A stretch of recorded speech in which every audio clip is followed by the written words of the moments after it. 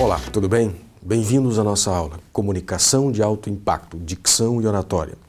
Nesse trabalho você vai aprender técnicas, estratégias e a estruturação de um discurso que permite levar conhecimento, informação e impactar as pessoas.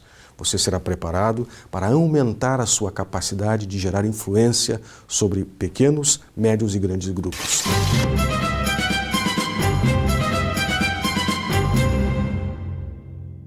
A comunicação está presente em toda a nossa vida. Logo que nascemos, imediatamente nos manifestamos para o mundo através do choro.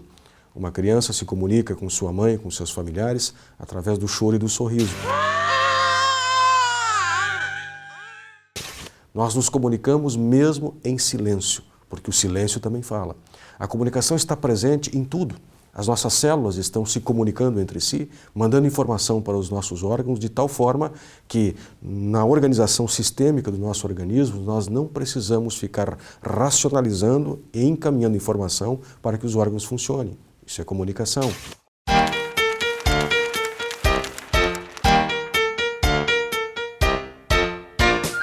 Um dos grandes avanços que a nossa civilização experimentou foi quando criamos a escrita. Até então nós não tínhamos mecanismos de registro da nossa própria história. Foram os sumérios, há 4.000 anos atrás, que numa região onde fica o Iraque, criaram os primeiros mecanismos de registro e documentação. Os primeiros registros tiveram iniciativa e origem por uma necessidade contábil. O povo que vivia naquela região era um povo que plantava e criava animais. E eles precisavam registrar para saber quantos eles tinham e para poder viabilizar as comercializações, as negociações. Até então eles faziam pequenos bonequinhos, e esses pequenos bonequinhos de objetos e de animais, eles precisavam ser quantificados para facilitar as trocas e negociações. Lá pelas tantas, como isso dava muito trabalho, alguém resolveu fazer uma pequena laje de argila e, ao invés de fazer os bonequinhos, eles desenhavam os bonequinhos. E embaixo de cada uma dessas lajes, eles faziam vários sinais. Cada sinal significava um daqueles animais ou objetos. Essas foram as nossas primeiras escritas, porque esta pequena laje de cerâmica ia para o sol e no sol secava, garantindo a documentação. Bibliotecas enormes foram descobertas naquela região, comprovando a nossa origem da escrita. Muito próximo desta época, também os egípcios desenvolveram tecnologias para registrar nas pirâmides e em objetos, também de forma figurada, a nossa história daquela época.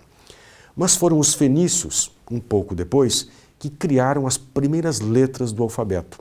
Eles criaram as consoantes. Foram os gregos que inventaram as vogais e, juntando as consoantes dos fenícios e as vogais dos gregos, é que nós levamos para a Europa e depois difundimos para o mundo o mecanismo de escrita que ainda hoje nós utilizamos. Parlò della numerazione, del calcolo, della geometria, dell'astronomia, del trick-track e dei dadi. E poi arrivò alla scrittura. La pratica della scrittura, disse il demone, svilupperà la conoscenza e rinforzerà la memoria dei tuoi sudditi.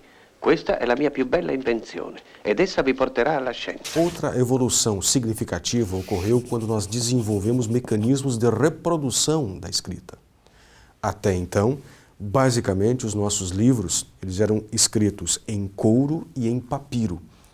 Mas a reprodução deles era artesanal. Você imagina o trabalho que dava para escrever e para copiar e multiplicar um conjunto de documentos ou mesmo textos mais encorpados, como uma Bíblia. Quantos erros eram possíveis por conta de errar a acentuação, trocar alguma palavra. Foram os chineses que criaram os primeiros tipos que permitiram a reprodução das informações escritas. Os primeiros tipos eram de madeira e de argila.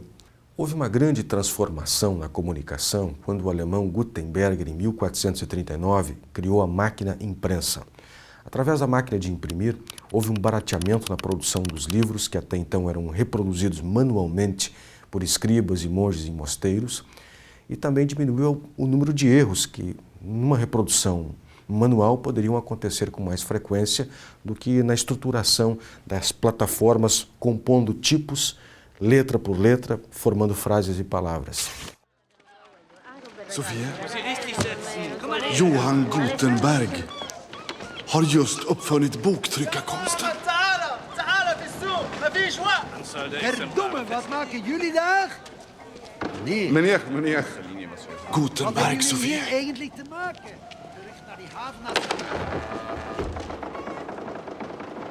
Före Gutenberg så var allt handskrivet, skrivet för hand. Han har uppfunnit små typer med bokstäver som man kan placera hur som helst. Trycka. Boktryckarkonsten gjorde att man kunde... O século XX foi o século mais pródigo na criação de mecanismos de transmissão do conhecimento. Foi durante o século XX que nós criamos o rádio, que aliás foi um brasileiro, Padre Landel de Moura. Nós criamos a televisão, que permite que hoje a gente esteja conversando com vocês. Criamos a internet e todos os mecanismos que agora se multiplicam cada vez mais. Também a multiplicação da possibilidade de contato com as pessoas dessas mídias tem sido extraordinário. O rádio, por exemplo, levou mais de 30 anos para chegar a 1 milhão de pessoas. A televisão, apenas 17. O Facebook, apenas 2 anos para atingir 1 milhão de pessoas. Então, as novas mídias e tecnologias, elas vêm se apresentando e atingindo pessoas numa proporção extraordinária. Nós podemos dividir a comunicação em 3 grandes fases, sendo a primeira fase até o século XIX, início do século XX. Ela foi marcada pela lentidão. Levava tempo para a comunicação, a informação, o conhecimento, a correspondência chegar até as pessoas. Os índios usavam seu sinalzinho de fumaça, levando e recebendo informação, se comunicando entre as tribos. Nós utilizávamos de mensageiros para levar a informação. O sistema de correios de então também era bastante precário. A segunda fase, nós podemos dizer que aconteceu no século XX, que foi um século pródigo em criação, em invenções. Durante o século XX nós criamos o automóvel, criamos o avião, transplante de órgãos, criamos a própria internet, mas também inventamos o rádio e a televisão, que junto com os outros veículos impressos produziram os efeitos da comunicação de massa. Foi através da televisão, especialmente, que se passou a gerar influência sobre as pessoas no que tange a consumo, hábitos e comportamentos. Então, a televisão teve um papel muito importante na modificação dos nossos hábitos. E ela também ajudou a eleger e a derrubar governos, a exemplo do governo Collor, através das pressões populares, das mobilizações de massa. E nós podemos dizer que uma terceira fase da comunicação, ela se dá a partir do final do século XX e início do século XXI, que é através da criação das redes de comunicação, as chamadas comunidades virtuais através da internet e também através das mensagens de texto do telefone celular. I think I've come up with something. That looks good. That looks really good. People want to go on the internet and check out their friends. That's what the Facebook is going to be about. I'm talking about taking the entire social experience of college and putting it online. I'm living in that 21st century, doing something mean. Site got 2,200 hits within 2 hours. 22,000. Wow. Tudo na vida tem os dois lados da moeda. Se por um lado nós progredimos tremendamente, e que bom que hoje temos condição de ter contato em tempo real com as pessoas em todas as partes do mundo, por outro lado nós corremos o risco de criarmos uma geração de pessoas rasas e estreitas. Rasas porque nós buscamos de forma razoável as informações e o conhecimento que estão à disposição de cada um de nós a um clique da internet. Então nós catamos rasamente as informações e o conhecimento, não nos aprofundamos nos assuntos. E estreita porque a quantidade de especializações que o mundo contemporâneo disponibiliza em termos de profissões faz com que nós precisamos nos voltarmos para as nossas áreas e deixamos de explorar outros conhecimentos e estudar outras demandas. Consequentemente, a nossa análise crítica diante do mundo passa a ser mais estreita.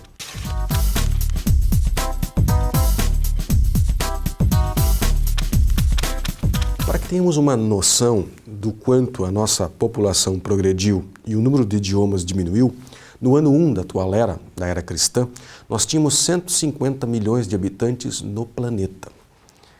Esses 150 milhões de habitantes falavam milhares de diferentes tipos de idiomas. Só no Brasil, nós tínhamos mais de 1.000 idiomas sendo praticados pelas diversas tribos indígenas que aqui habitavam. Em 1800, a população do mundo chegou a 1 bilhão de habitantes. Apenas um século depois, em 1900, nós chegamos a 2 bilhões. E no século passado, o século XX, nós ultrapassamos os 6 bilhões de habitantes. À medida em que aumenta o número de pessoas no mundo, diminui o número de línguas a serem praticadas. Em 1500, quando chegamos ao território que hoje chamamos de Brasil, tinha mais de 1000 línguas. Hoje tem uma ou duas. À medida em que vai progredindo a população e o número de pessoas que utilizam uma certa linguagem começa a diminuir, o risco de extinção é iminente. Atualmente, nós falamos em torno de 4 a 6 mil diferentes tipos de línguas no mundo. A tendência é de que até o final desse século nós venhamos a falar não mais do que 1000 diferentes tipos de línguas. Há uma tendência de que o nosso português e o espanhol, por exemplo, estejam cada vez mais próximos. E os linguistas também estimam que daqui a 300 anos nós estaremos falando não mais do que 20 diferentes tipos de idiomas. E provavelmente a maioria da população será bilíngue. O que está acontecendo então? A nossa comunicação falada ela está passando por um processo contínuo de transformação. A língua portuguesa que os nossos bisavós falavam tinha um conjunto de termos e de palavras que hoje nós não usamos mais. Hoje nós usamos palavras que não faziam parte do português há um tempo atrás. Nós incorporamos da língua afro, dos indígenas, do inglês. Existem termos do inglês que fazem parte do nosso dicionário hoje. E os meninos e meninas, a geração Z que está aí, estão criando verbetes que amanhã serão incorporados à nossa língua.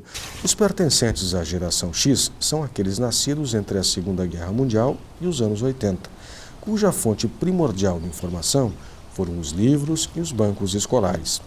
Os pertencentes à geração Y são aqueles que nasceram entre os anos 80 e 90, já cercado por avanços tecnológicos, uma geração ávida por inovações. Já a geração Z, os nascidos no século XXI, são os chamados nativos digitais e estão sempre conectados.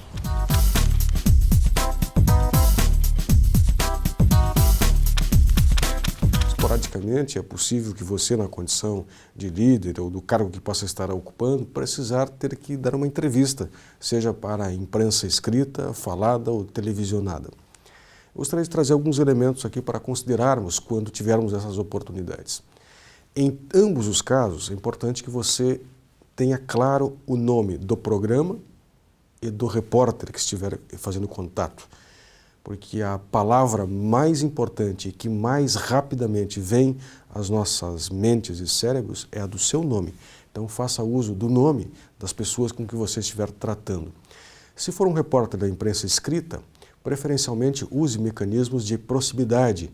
Se ele estiver com pernas cruzadas, sentado, de pé, tente ficar o mais próximo da semelhança física do seu comportamento. Isso cria empatia. Ao mesmo tempo é importante que você use também de um outro recurso quando estiver falando com um repórter de imprensa escrita. Olhe nos olhos dele enquanto estiver conversando. Se você for dar uma entrevista no rádio, é diferente de falar para a televisão. O veículo rádio, por conta da ausência da imagem, precisa criar compensação.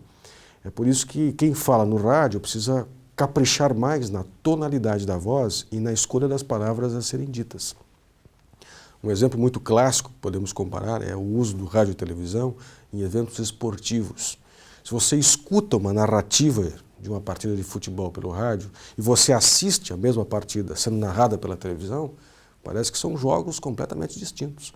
Porque enquanto você acompanha visualmente o que ocorre na televisão, enquanto o narrador televisivo lhe apresenta os fatos, o narrador radiofônico ele precisa compensar a ausência da imagem. Então ele usa emoção, entusiasmo, né? Todo aquele conjunto de informação que dá a sensação de que qualquer partida é final de campeonato. Então quando nós estivermos tratando com o veículo rádio, é importante que você tome cuidado com a tonalidade da sua voz. Um outro elemento importante é não despeje via rádio um volume muito grande de informações, que possa haver a perda de nexo num curto espaço de tempo. Por quê? Porque as pessoas não sentam para ouvir o rádio. Elas fazem outras coisas enquanto também ouvem o rádio. Então, para que eu não perca o fio lógico da meada enquanto estou apresentando a minha dicção, a minha apresentação, a minha abordagem, para o ouvinte que está fazendo outras coisas, eu preciso trabalhar de forma segmentada a informação e o conteúdo. E cuide da tonalidade, da proximidade do microfone, de forma que fique claro, seguro e tranquilo. Quando estiver falando para o veículo televisão, olhe para as câmeras. As pessoas vão estar te visibilizando em casa. A sua postura física, as expressões faciais que você estiver visibilizando naquele momento, estará sendo captado. Então é importante que você vá além do cuidado da voz, mas também tome cuidado com a sua apresentação física.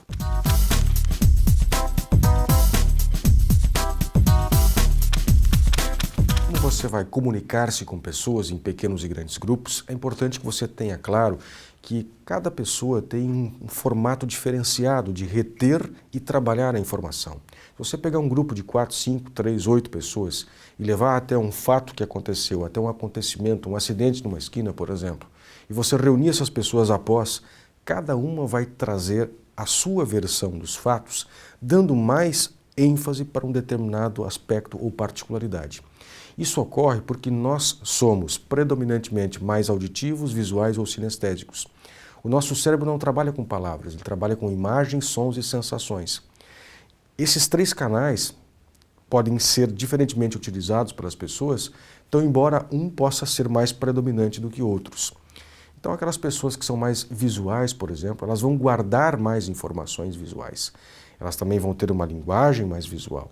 Ela vai dizer coisas do tipo, você está vendo o que eu estou dizendo? Ela utiliza palavras que te remete até determinados cenários para você enxergar. Ela vai guardar aquilo que visualiza com mais facilidade. Já aqueles que são mais auditivos, mesmo vendo ou mesmo lendo, elas vão primar por aquilo que escutam. Então aquilo que você disse para essa pessoa vai ser retido com muito mais força, vai ter mais impacto. Se você observar até o movimento dos olhos dos auditivos, a exemplo dos músicos, é muito mais na horizontal, porque os seus olhos estão conectados diretamente ao cérebro. Enquanto o visual joga os olhos para cima com mais frequência, porque ele está resgatando imagens no seu cérebro. Diferentemente do sinestésico, que costuma ter um tom de voz um pouco mais lento, porque ele sente mais as sensações e por isso ele joga os seus olhos para baixo. Mas quando você se comunica, você precisa levar a sua comunicação para os 3, de forma impactante.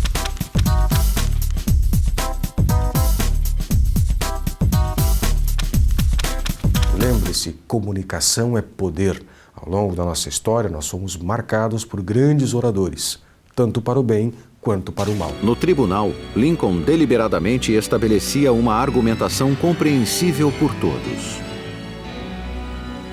Lincoln tinha o dom de convencer jurados. Ele possuía uma qualidade bastante apreciada e convencia o júri por ser cordial, por seu humor autodepreciativo e por sua sagacidade que criava um argumento potente. My message to you is the message I have given to your brothers everywhere. To gain independence, we must prove worthy of it.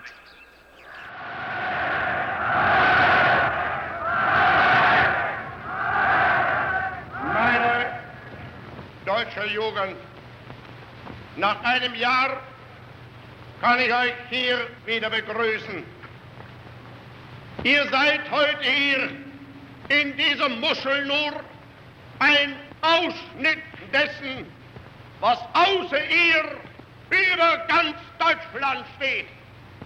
Und wir möchten nun, dass ihr, deutsche Jungs und deutsche Mädchen, in euch all das aufnehmt, was wir dereinst uns von Deutschland hoffen. Wir wollen ein Volk sein. Und ihr, meine Jugend, soll dieses Volk nun werden. Caso você seja convidado para um debate, tome atenção para 4 elementos importantes.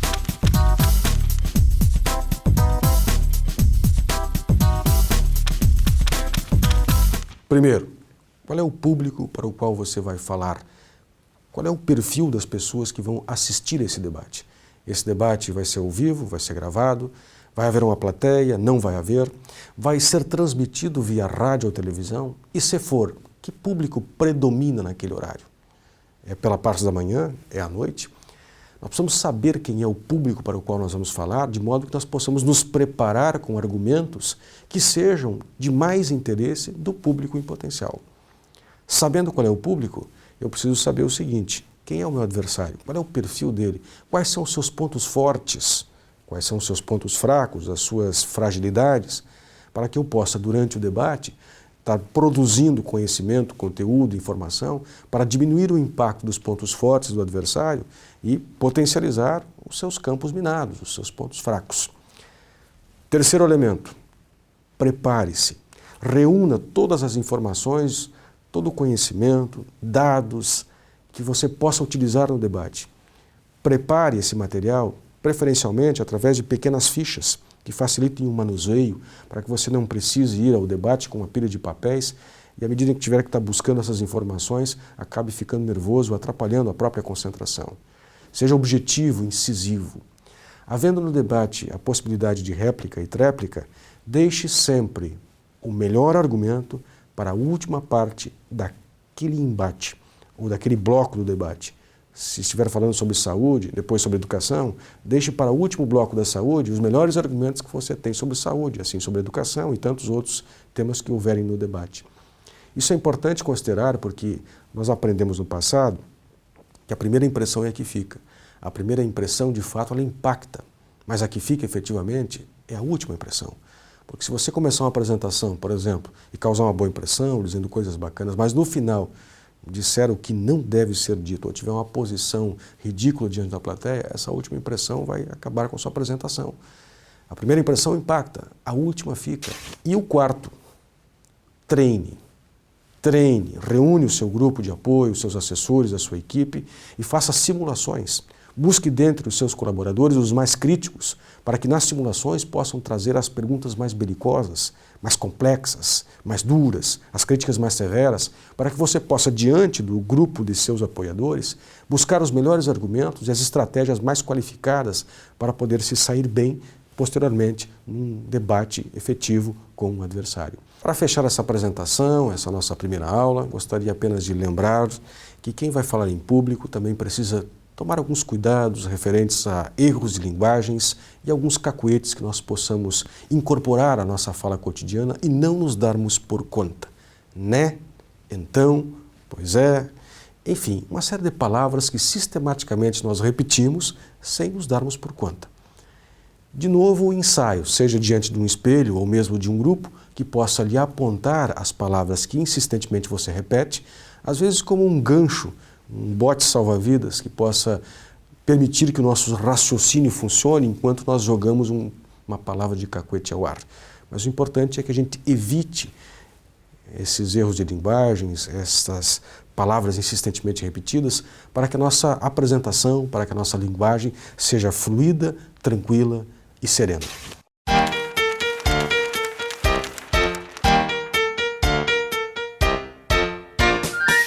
Olá!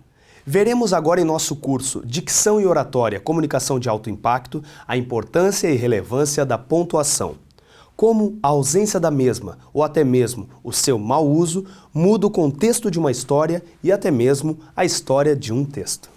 Pedro Pedra, um rico comerciante, sentindo que não lhe sobrava muito tempo de vida, escreve às pressas o seu testamento, deixando de lado a pontuação com o seguinte texto: Deixo meus bens à minha irmã, não ao meu sobrinho, jamais será paga a conta do alfaiate, nada dou aos pobres. Acompanhe o desenrolar desta história. O sobrinho, de posse de uma cópia do documento, pontuou. Deixo meus bens à minha irmã? Não, ao meu sobrinho. Jamais será paga a conta do alfaiate. Nada dou aos pobres. A irmã, também de posse de uma cópia, pontuou. Deixo meus bens à minha irmã, não ao meu sobrinho. Jamais será paga a conta do alfaiate. Nada dou aos pobres. A cópia chegou às mãos do alfaiate, que pontuou. Deixo meus bens à minha irmã? Não. Ao meu sobrinho? Jamais. Será paga a conta do alfaiate. Nada dou aos pobres. Chega então, com uma cópia do documento, um pobre instruído que trabalhava para o comerciante. Deixo meus bens à minha irmã? Não. Ao meu sobrinho? Jamais. Será paga a conta do alfaiate? Nada. Dou aos pobres. Agradeço pela sua participação nesta primeira apresentação. esse primeiro bloco, e no próximo encontro nós vamos estar discutindo a estruturação do discurso, a preparação da apresentação e o enfrentamento do público. Até lá, um bom descanso.